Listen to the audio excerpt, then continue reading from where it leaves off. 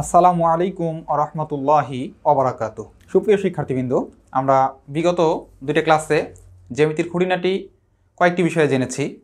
সেখানে ছিল বিন্দু, রেখা, রশ্মি, কোণ। আজকে আমাদের টপিক হচ্ছে ত্রিভুজ। তো আমরা ত্রিভুজ সম্পর্কে আজকে জানব। এখানে আমি টপিকের নাম লিখেছি। তো বলা হচ্ছে ত্রি শব্দের অর্থ হচ্ছে তিন, আর ভুজ শব্দের অর্থ হচ্ছে বাহু। তাহলে তিন, ভুজ, বাহু, তিনটি বাহু দ্বারা আবদ্ধ চিত্র, সেটাকে বলা হবে ত্রিভুজ। তিনটি বাহু দ্বারা আবদ্ধ চিত্রকে ত্রিভুজ বলে। এটা আমরা কম বেশি জানি সবাই, কিন্তু যেখান থেকে প্রশ্নগুলো হয় মূলত এখন ত্রিভুজের বৈশিষ্ট্য। একটা ত্রিভুজে কি কি বৈশিষ্ট্য থাকতে পারে। আমরা যদি একটা ত্রিভুজের চিত্র নেই, ধরলাম এইটা হচ্ছে আমার এ বি সি। এই ত্রিভুজটা দেখে আমাকে এর বৈশিষ্ট্য চিহ্নিত করতে হবে। তো এই যে ত্রিভুজটা আমি আর্ট করলাম, দেখা যাচ্ছে যে এর বাহু তিনটা, যেহেতু তিনটা বাহু দ্বারা আবদ্ধ এই জন্য এটার নাম ত্রিভুজ। তো প্রথম বৈশিষ্ট্য হচ্ছে ত্রিভুজের বাহু তিনটি।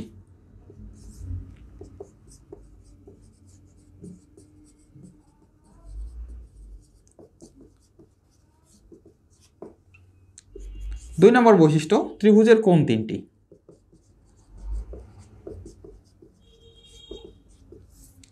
তিন নম্বর বৈশিষ্ট্য হচ্ছে ত্রিভুজের তিন কোণের যে সমষ্টি, যে কোনো ত্রিভুজ হোক না কেন, সেটা সমকোণী হোক, সূক্ষ্মকোণী হোক বা স্থূলকোণী হোক, সমবাহু হোক, সমদ্বিবাহু হোক কিংবা বিষমবাহু হোক, যে কোনো ত্রিভুজ হোক না কেন, ত্রিভুজের তিন কোণের সমষ্টি হচ্ছে 180 ডিগ্রি।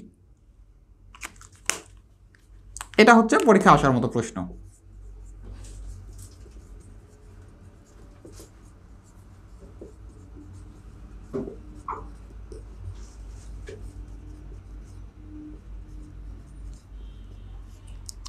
এর 4 নম্বর বৈশিষ্ট্য হচ্ছে ত্রিভুজের যে শীর্ষ আছে তিনটা। একটা ত্রিভুজের শীর্ষ হচ্ছে তিনটা।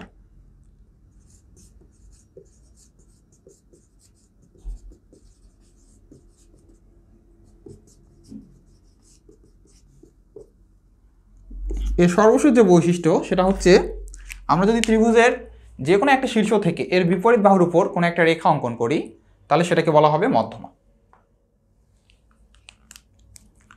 ধরি আমার এখানে হচ্ছে শীর্ষ এ থেকে আমি যদি বিপরীত বাহুর উপর লম্ব অঙ্কন করি, তাহলে এটা হবে মধ্যমা। আবার বি হচ্ছে এখানে একটা শীর্ষ, বি থেকে আমি যদি এর বিপরীত বাহু এসি এর উপর যদি কোনো একটা লম্ব অঙ্কন করি, তাহলে এটা হবে আরেকটা মধ্যমা। আবার সি একটা শীর্ষ, এখান থেকে যদি আমি এর বিপরীত বাহু এ বি এর উপরে যদি কোনো একটা লম্ব অঙ্কন করি, তাহলে এটা হবে মধ্যমা। তার মানে একটা ত্রিভুজে আমরা তিনটি মধ্যমা অঙ্কন করতে পারবো। তাহলে মধ্যমা কাকে বলা হচ্ছে? ত্রিভুজের যে কোনো শীর্ষ থেকে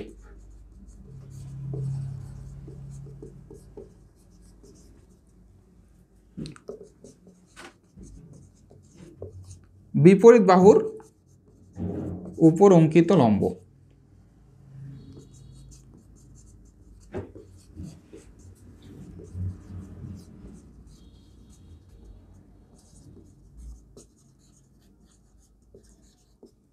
এই হচ্ছে ত্রিভুজের বৈশিষ্ট্য।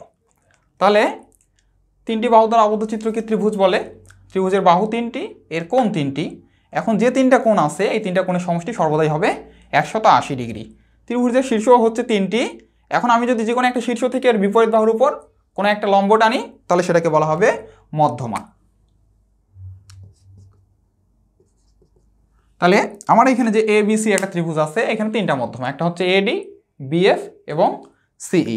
আমাদের নবম দশম শ্রেণীর জন্য মধ্যমাটা চেনে রাখতে হবে। এখন আজকে আমরা একটা বিষয় আলোচনা করব জাস্ট, সেটা হচ্ছে কোণ ভেদে। কোণ ভেদে আমাদের ত্রিভুজ হচ্ছে তিন প্রকার। আমরা এর আগে যে কোণগুলো আলোচনা করেছি পরিমাপের উপর ভিত্তি করে আমরা বলেছিলাম যে কোণের পরিমাপ হচ্ছে 90 ডিগ্রি, সেটা হচ্ছে সমকোণ। যে কোণের পরিমাপ 90 ডিগ্রি অপেক্ষা কম সেটা ছিল সূক্ষ্মকোণ, আর 90 ডিগ্রি অপেক্ষা বড় এবং 180 ডিগ্রি অপেক্ষা ছোট সেটা ছিল স্থূলকোণ। তাহলে আমরা এখন দেখব কোণ ভেদে ত্রিভুজ।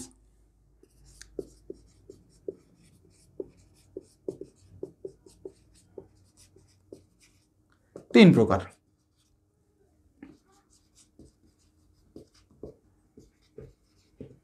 1 নাম্বার সমকোণী ত্রিভুজ।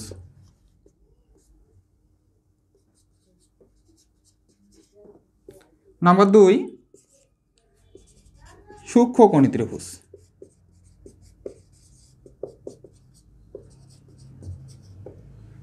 নাম্বার 3 হচ্ছে স্থূলকোণী ত্রিভুজ। আমি আগেই বলেছি যদি আমরা কোণ চিনতে না পারি পরে কিন্তু এই ত্রিভুজ চিনতে সমস্যা হবে, সুতরাং যারা আগের ক্লাসটি দেখেননি অবশ্যই দেখে নেবেন।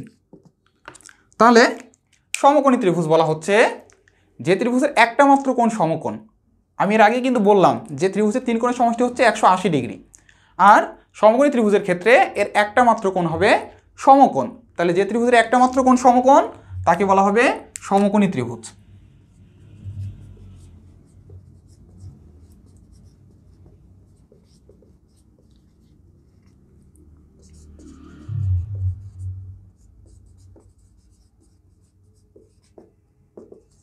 তাকে সমকোণী ত্রিভুজ বলে।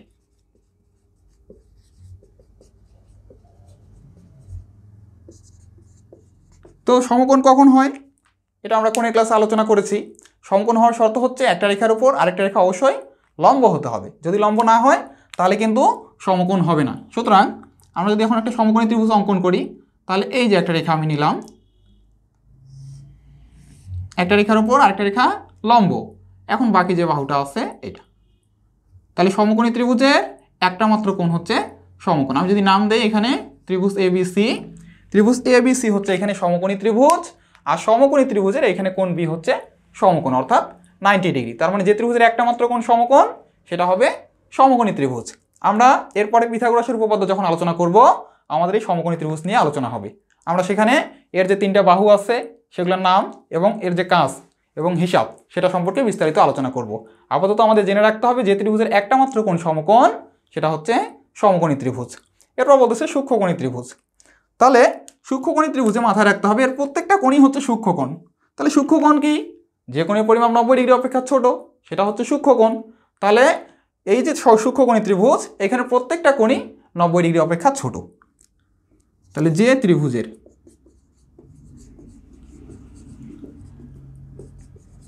প্রতিটি কোণ সূক্ষ্মকোণ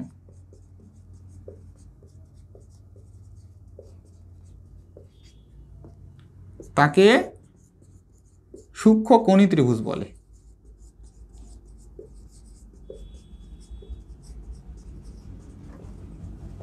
বলে রাখা ভালো যে সূক্ষ্মকোণী ত্রিভুজের প্রত্যেকটা কোণের পরিমাপ হচ্ছে 60 ডিগ্রি করে, প্রত্যেকটাই সমান, অবশ্যই 60 ডিগ্রি করে হবে।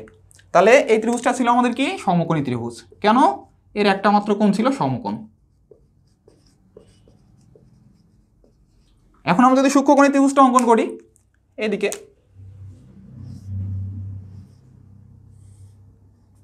এই রেখাটা যদি আমি এই দিক দিয়ে খারাপভাবে দিতাম তাহলে লম্ব হইতো, তখন হয়তো 90 ডিগ্রি, বা এই রেখাটা এখানে নাম দেই তাহলে সুবিধা হবে। আমার এসি রেখাটা আমি যদি এই দিক দিয়ে না দিয়ে সোজাসুজি এই দিক দিয়ে দিতাম তাহলে এখানে লম্ব হইতো, তখন হয়তো 90 ডিগ্রি। এখন 90 ডিগ্রি অপেক্ষা কম হয়ে গেছে। আবার এই রেখাটা যদি এই দিক দিয়ে দিতাম তাহলে হয়তো 90 ডিগ্রি, এখন 90 ডিগ্রি অপেক্ষা কম হয়ে গেছে। তার মানে এখানে যে 3টা কোণ উৎপন্ন হয়েছে প্রত্যেকটাই হচ্ছে সূক্ষ্মকোণ, আর যে ত্রিভুজের প্রত্যেকটা কোণ সূক্ষ্মকোণ তাকে বলা হচ্ছে সূক্ষ্মকোণী ত্রিভুজ। এবং সূক্ষ্মকোণী ত্রিভুজের প্রত্যেকটা কোণের মান কত? 60 ডিগ্রি।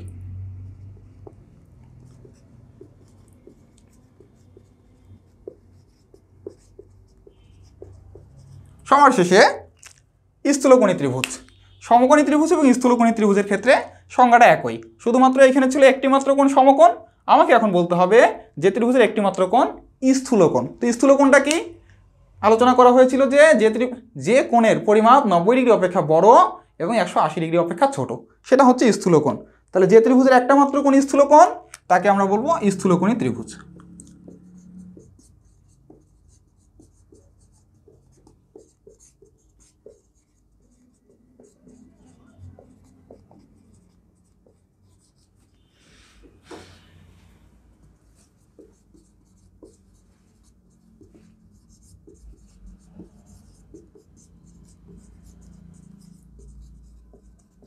তাহলে স্থূলকোণী ত্রিভুজের বাকি দুইটা কোণ কি হবে? অবশ্যই সূক্ষ্মকোণ। কেন? ত্রিভুজের 3 কোণের সমষ্টি হচ্ছে 180 ডিগ্রি। আমার একটাই যদি 90 ডিগ্রির বেশি হয়ে যায় তাহলে বাকি দুইটা অবশ্যই সূক্ষ্মকোণ হবে, অর্থাৎ 90 ডিগ্রির কম হবে। তাহলে আমরা যদি স্থূলকোণী ত্রিভুজ একটা অঙ্কন করি, যদি আমি এদিক দিয়ে খারাপভাবে দিই তাহলে হবে 90 ডিগ্রি। আমাকে এখন এই রেখাটা আরেকটু এদিকে বেড়ে দিতে হবে, এদিকটা বাড়াই দিতে হবে। তাহলে যদি বাড়াই দেয়, এখন যে কোণটা উৎপন্ন হলো এটা হচ্ছে স্থূলকোণ। 90 ডিগ্রি অপেক্ষা বড়, 180 ডিগ্রি অপেক্ষা ছোট। এখন আমাকে এই রেখাটা যোগ করে দিতে হবে, এ বি সি। এখানে কোণ বি হচ্ছে স্থূলকোণ। তার মানে আমাদের এই যে ত্রিভুজটা হলো এটা হচ্ছে স্থূলকোণী ত্রিভুজ। তাহলে বাকি দুইটা কোণ হচ্ছে সূক্ষ্মকোণ। এইখানে সমকোণী ত্রিভুজের একটা মাত্র কোণ সমকোণ, বাকি দুইটা কোণ সূক্ষ্মকোণ।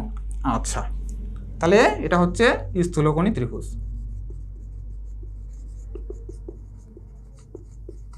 তাহলে যে ত্রিভুজের একটা মাত্র কোণ সমকোণ সেটা সমকোণী ত্রিভুজ, যে ত্রিভুজের প্রত্যেকটা কোণ সূক্ষ্মকোণ সেটা হচ্ছে সূক্ষ্মকোণী ত্রিভুজ, আর যে ত্রিভুজের একটা মাত্র কোণ স্থূলকোণ সেটা হচ্ছে স্থূলকোণী ত্রিভুজ। এখন ত্রিভুজ অঙ্কনের কিছু শর্ত আছে, সেই সাথে বাহুভেদে যে ত্রিভুজগুলো আছে আমরা আগামী ক্লাসে সেগুলো আলোচনা করব। ধন্যবাদ।